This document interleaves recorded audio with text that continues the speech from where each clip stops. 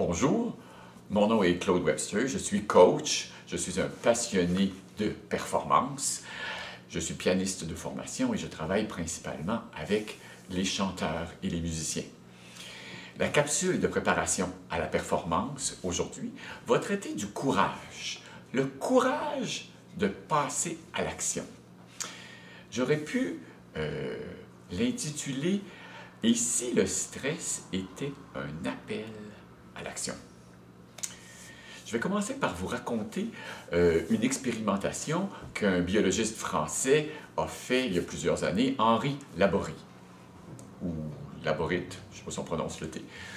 Alors, expérimentation faite avec des rats. Il y a une cage qui a deux compartiments dans la cage. Il y a un plancher d'un des deux côtés qui va être électrifié à un moment donné et l'autre plancher ne l'est pas. Alors, ils placent un rat dans la cage, ils font entendre une sonnerie pendant une dizaine de secondes et ensuite le plancher est électrifié. Alors, le rat apprend très rapidement à s'en aller de l'autre côté de la cage sur le plancher qui n'est pas électrifié. Ils soumettent le rat à cette expérience à chaque jour pendant une semaine. Au bout d'une semaine, le rat est en parfaite santé. Deuxième partie de l'expérimentation, ils mettent un mur entre les deux compartiments et malheureusement, ils placent le rat dans le compartiment où le plancher va être électrifié. Ils font entendre la sonnerie pendant 10 secondes et ensuite le plancher est électrifié pendant un certain nombre de secondes et le rat n'a plus la possibilité de fuir. Il est prisonnier à l'intérieur et il ne peut rien faire.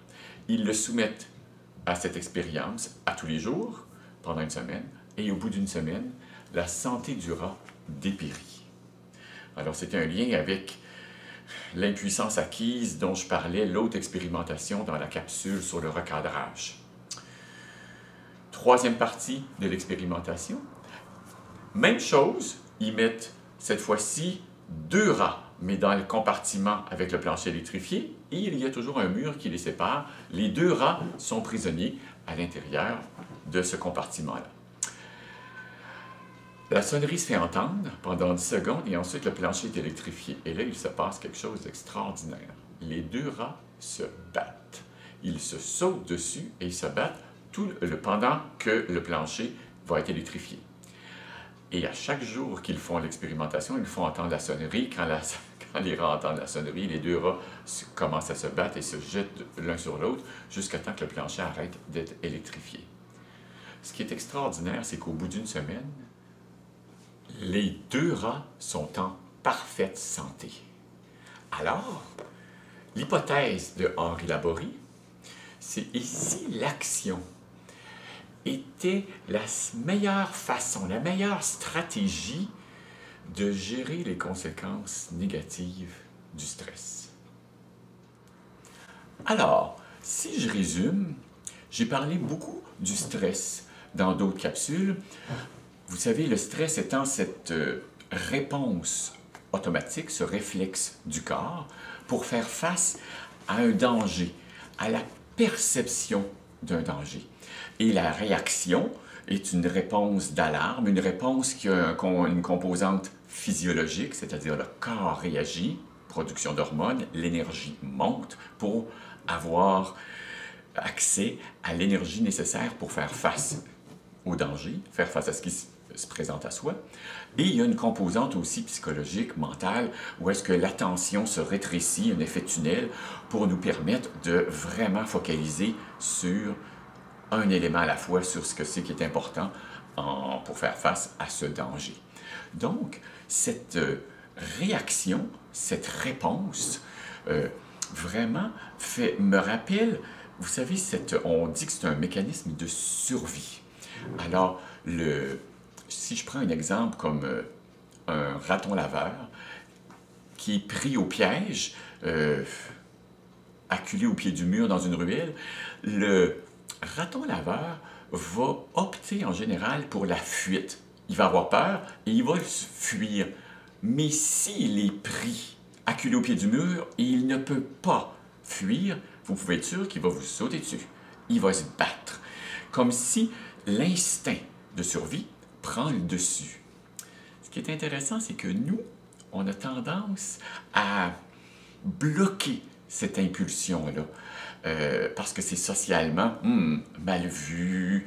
Alors que moi, je vous propose une réconciliation avec cet instinct. Vous savez, c'est comme s'il y avait au plus profond de nous ce mécanisme-là de se battre. Il est là. On a juste besoin de le réveiller. Un de mes amis me disait dernièrement, « Ouais, mais tu sais, au Québec, c'est socialement mal vu de montrer sa colère, de réagir. » J'aurais dit, oui, même au Canada, c'est quand même quelque chose qu'on a appris à étouffer un peu. Alors, mon message aujourd'hui, c'est vraiment redonner la chance à cet instinct de s'exprimer en situation de performance, où est-ce que on a besoin d'utiliser cette énergie que le stress produit pour passer à l'action. Ça demande du courage. Avoir du courage pour faire face et foncer dans ce que c'est qu'on a à faire. Quand je parle de courage, je raconte souvent, vous vous souvenez peut-être, en 2009, il y avait eu un accident d'avion à New York. Un avion était parti de LaGuardia et en pleine ascension, rendu au-dessus de Manhattan, les deux réacteurs sont... l'avion est rentré dans un vol d'oies sauvages et les deux réacteurs ont été complètement envahis par les oiseaux et ils ont arrêté de fonctionner. Le pilote, puis absolument aucune réaction de l'avion, appelle la tour de contrôle. La tour de contrôle dit faites demi-tour, revenez. Le pilote fait j'ai pas le temps. Alors il a quelques secondes pour réagir, pour prendre une décision. Il ne peut pas poser l'avion parce qu'il est au-dessus de Manhattan, il n'y a pas d'autoroute de libre. Alors, il a tenté ce qu'il pensait être la façon la plus susceptible de réussir, c'est-à-dire il a posé l'avion sur l'eau, sur la rivière Hudson. D'où ils en ont fait un film d'ailleurs, Le miracle sur le Hudson. Et le pilote a réussi à poser l'avion, on est au mois de janvier en plus, et il a sauvé tous les passagers qui étaient à bord. Un journaliste, et c'est ça qui m'a frappé, un journaliste a interviewé les passagers, et les passagers ont dit, étonnamment, ce ne fut pas le chaos complet, tout le monde est resté relativement calme. Et ils ont demandé, mais comment avez-vous fait, d'après vous, pourquoi, comment les passagers ont-ils pu rester calmes? Ils ont dit, ouais, les agents de bord avaient de l'air en contrôle de la situation, ça avait de l'air d'être correct. Alors on leur a fait confiance, on est resté calme. Alors le journaliste a demandé aux agents de bord, il paraît que vous étiez calme, comment avez-vous fait pour rester calme dans une situation comme ça? Ouais, on était un peu nerveux, mais le pilote et le copilote avaient de l'air tout à fait calme. Alors on est resté calme. Le journaliste est allé voir le pilote et il dit « Alors, vous avez commis un acte héroïque en sauvant tout le monde. Il paraît que vous étiez calme. Comment avez-vous fait? » Et le pilote aurait dit à ce moment-là « Calme? J'étais pas calme. J'ai jamais été aussi terrorisé de ma vie, mais j'avais juste une seule chose en tête, sauver 155 personnes qui sont derrière moi. » Comme si cette pensée, ce but, a été plus grand, plus gros que la peur. Ce qui me fait tout à fait penser à cette définition du courage qui dit que la peur, c'est lorsque, le courage, c'est lorsqu'on a peur et qu'on passe à l'action quand même. Le courage, c'est pas quelqu'un qui n'a pas peur, qui ne connaît pas la peur. Au contraire, le courage, c'est quelqu'un qui, lorsqu'il fait face à un événement qui le désarçonne, qui le sort de sa zone de confort, ou est-ce qu'il rassemble tout ce qu'il a à l'intérieur de lui pour passer à l'action quand même. Comme le pilote d'avion, ce but, je vous dirais, de sauver 155 personnes, va lui permettre d'être plus fort, d'être plus que cette peur. Il ne pouvait pas dire « j'ai pas peur ». Non, non, il a peur et il passe à l'action. Alors, en situation de performance, je vais vous proposer d'explorer, d'oser. Parce que dans le fond, lorsqu'on a peur, ce qui se passe souvent, c'est que les gens vont développer des mécanismes d'évitement. La pire chose qu'on puisse faire, c'est éviter le stress, éviter la peur. Parce qu'à chaque fois qu'on a peur, c'est comme si on se mettait la tête dans le sable, comme une autruche, la peur gagne en force. C'est comme si on envoie le message que « Ah oui, la peur, c'est vraiment plus fort que moi et je me tasse ». Alors qu'au fond, lorsqu'on confronte, lorsqu'on amène la peur dans la lumière, lorsqu'on ose y aller, on sort de cet évitement. On reconnecte avec ce que je vous disais tout à l'heure, c'est-à-dire cet instinct de faire face, de se battre, de foncer. En situation de performance, l'évitement prend souvent la forme du pilote automatique. C'est comme s'il y a une partie de nous qui tout à coup s'en va, on devient comme les musiciens, on fait ce qu'on a à faire, on n'est plus vraiment présent, on n'est plus le capitaine de notre bateau. Alors qu'on a besoin de revenir, pour revenir dans le moment présent, pour reprendre le gouvernail, c'est là qu'on a besoin de courage pour oser rester au poste de pilotage de ce qui se passe et de foncer. Pour vous y aider, je vais vous proposer un outil qui vient du livre d'Isabelle Fontaine, qui s'appelle d'ailleurs « Le courage », que je vous recommande, qui est plein de petits outils vraiment très fun, dont un chapitre sur la peur qui est vraiment très inspirant. Alors, je vous propose de prendre une feuille de papier et de vous créer ce qu'elle appelle un répertoire du courage.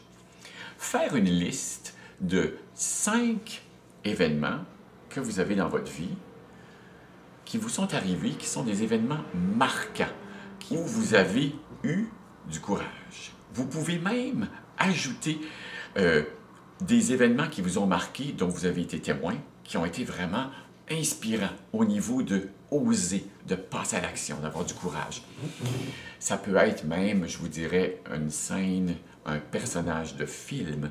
L'important étant de se reconnecter, de recontacter l'état intérieur de ces moments.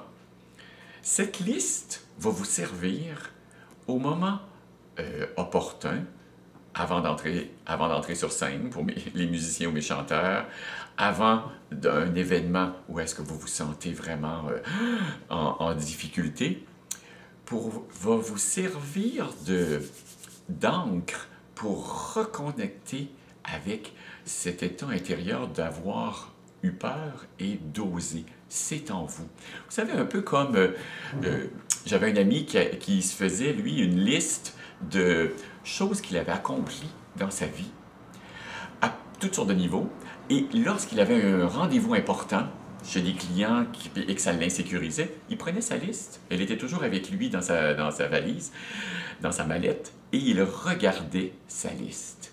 Et, ah oui, c'est vrai, on a tendance à oublier, à minimiser tout ce qu'on a fait dans la vie. Alors, ce répertoire de courage se veut commencer par des petits moments où vous avez accompli des petites choses. Vous en avez accompli des centaines. On a tendance à les oublier. On a tendance à les minimiser.